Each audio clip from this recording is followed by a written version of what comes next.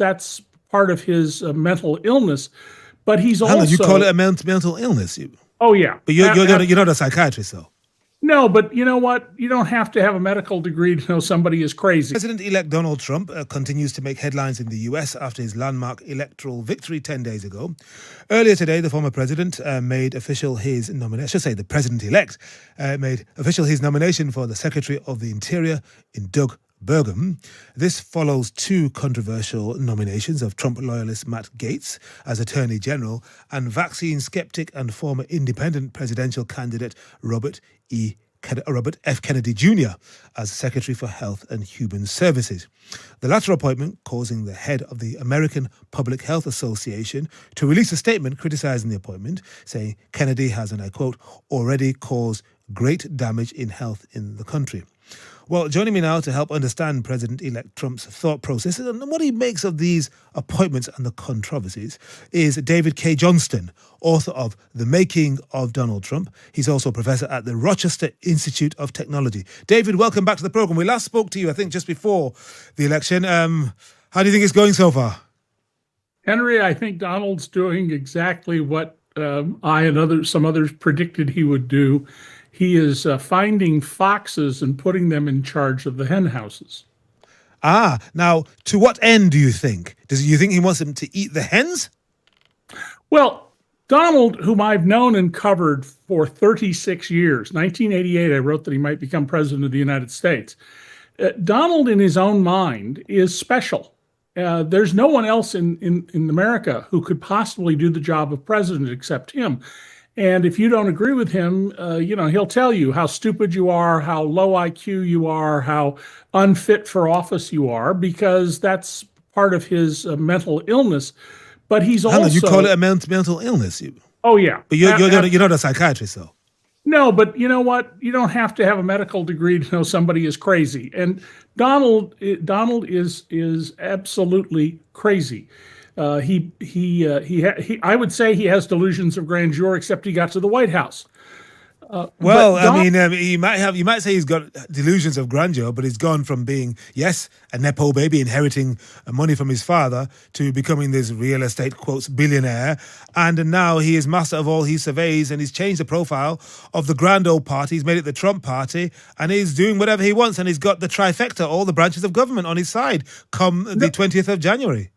Henry, I don't disagree with you about that, but the people he's appointing to these positions, Matt Gaetz, there is a video evidence of him taking part with a member of Congress in the U.S. He wants to be the next attorney general with a 17-year-old high school girl having sex at a cocaine-fueled orgy. That was about to come out from Congress, and then Gaetz resigned to avoid that. There are going to be a lot of people who will not like the idea of such a person being the Attorney General. Okay, hang on. But before we get to Robert F. Kennedy, the U.S. House speaking, you'll be aware of this, David, Mike Johnson said he will, and I quote, strongly request that a report into allegations of sex trafficking, as you've repeated, against Matt Gaetz, who is the president-elect's choice, it's the president's choice of Attorney General, should not be released. What do you make of that statement from Mike Johnson?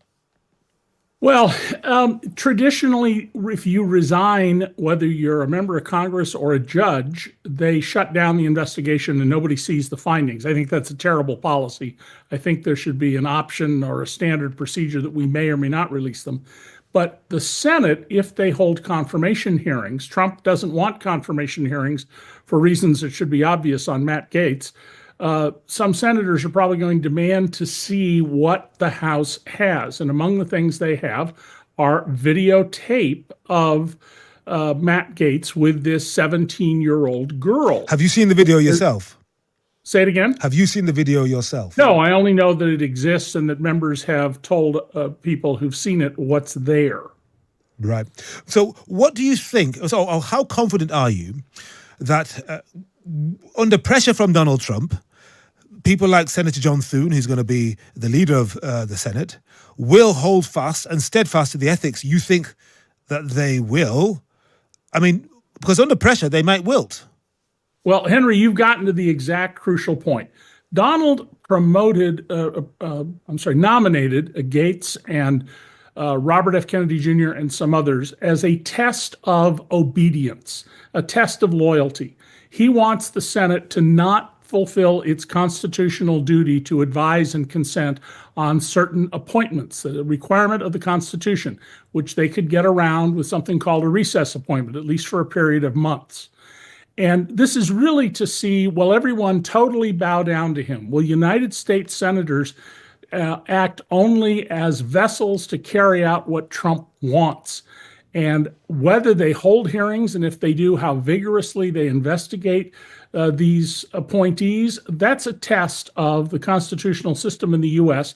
Remember, Donald wants to be our dictator. He himself said it 9 years ago. I said, Donald wants to be our dictator. If he gets to the White House, he will never leave peacefully, which turned out to be exactly the case.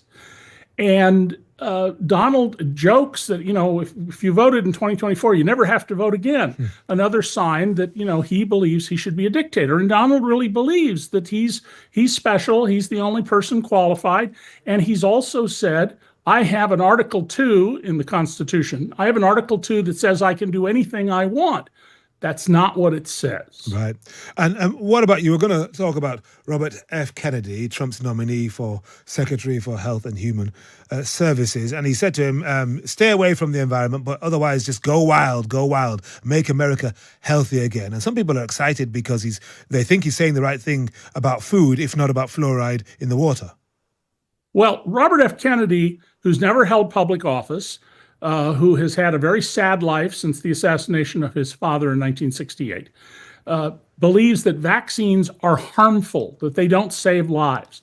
That's ridiculous. The scientific evidence is over the top about how much vaccines have reduced unnecessary deaths and blindness and injury and ill health. He holds a whole bunch of views that have no basis in fact, none, zero. And to put him in charge of Health and Human Services would, well, it's a pattern to kill people. As simple as that. If he would have the power to say, we're not going to have the federal government pay for those people who are on Medicare or Medicaid's vaccinations anymore. And if that happens, people will die. If they don't, aren't there any guardrails, David? I mean, Fauci's gone now, but there must be people at the National Institutes of Health or elsewhere who could push back strongly, perhaps in a group, if not one voice, and say, sorry, Mr. Secretary, this is dangerous. So Trump and his team have announced that anybody who stands in their way, whether they're generals of the United States military, prosecutors at the Justice Department, or anybody else, will be fired. They intend to eliminate as many as 500,000 of the 2 million civilian government employees. And they've made it very clear that you will kneel down and do exactly what you're told by Donald Trump and his appointees, or you're out of there. Now, the guardrail is going to be, unfortunately, litigation. Yeah. Outsiders are going to sue. And here's the problem they run into. If they get a Trump-er judge, not just a Trump-appointed judge, but one who wants to promote Donald Trump, the judge may find that they lack what's called standing, that is, a reason to sue. One of the reasons that nothing happened when Donald thumbed his nose at the emoluments clause, which says a president may not take money from foreign governments or state or local governments without the permission of Congress, was judge after judge said, well, you have no standing to sue. That is, there was no enforcement mechanism for the emoluments clause. So this is a real serious problem. The Robert F. Kennedy appointment is probably it's not only the worst, I think, in the history of the United States, but it is an appointment that will cost lives if it goes through. David, one more thing. It's a personal one. There are some people who are very concerned because they have irked Donald Trump. He sees him as an enemy. They've attacked him in the media, etc. You've talked to us and others about Donald Trump. You've disparaged him. You've told us that you don't think much of him. You've written books about him. How concerned are you for your safety? Well, Donald has said he hates me more than any other journalist in the world.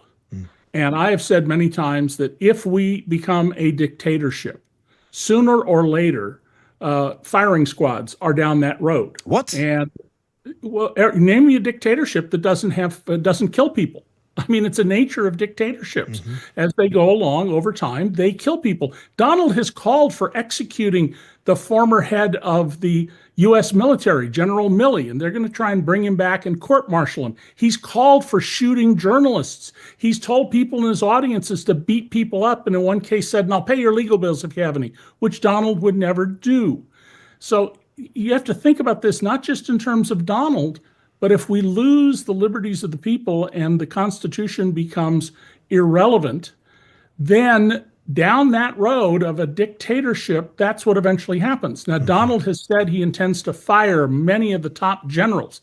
And I wrote and warned people 9 years ago, if Donald Trump starts firing generals and admirals and promoting majors and captains and lieutenant colonels, you should be very worried because he is setting up a military dictatorship. All right, David, we're going to have to leave it there on that very somber note. Thank you very much to David Cay Johnston, the author of The Making of Donald Trump and professor at the Rochester Institute of Technology. He's been tracking the president-elect for a number of years. Stefan isn't impressed. He says, oh, your guest is as mad as Donald Trump, so should you really be interviewing him? Well, he's an expert on Trump, Stefan. You may not like his views, but he has done the work, he's done the research over a number of decades, and that's why we talk to him.